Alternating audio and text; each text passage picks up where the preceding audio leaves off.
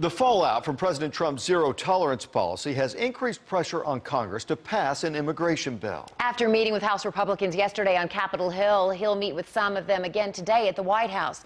CBS's Hannah Doba joins us now live. And Hannah, many lawmakers are among those outraged by what's happening at the border. They say they're trying to help, but they also say the president could put an end to it now. That's exactly what they're saying. Good morning, guys. Lawmakers are scrambling to end the Trump administration's controversial policy of separating children from parents who try to enter the U.S. illegally. But the president has not endorsed a solution. Now, like you mentioned, a bipartisan group of senators are scheduled to meet later this morning to come up with a plan to reunite families along the southern border. This follows that meeting between President Trump and House Republicans last night, when the president appeared to dial back his hardline stance on his zero-tolerance strategy. During that meeting, the president urged lawmakers to fix the problem, but many of those lawmakers say he provided no path forward or any clear direction. And Hannah, those backing the president are also facing some criticism. Tell us about that.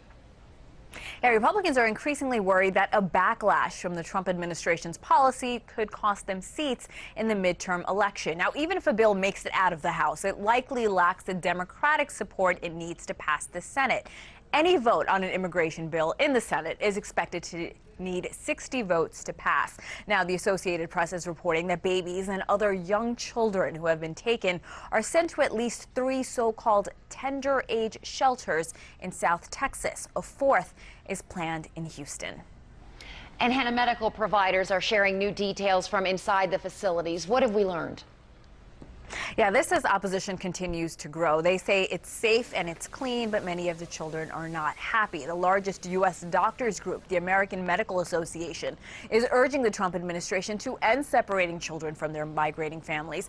In a letter, they say the families seeking refuge already endure emotional and physical stress, and that separation only makes it worse. Also, several governors around the country are pulling out or refusing to send National Guard members to the southern border, including Massachusetts, New York, Connecticut, North Carolina, and Colorado, just to mention a few.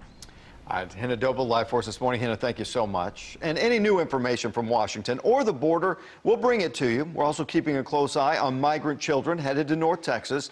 Stay with us here on TV and on our CBS DFW social media channels for updates.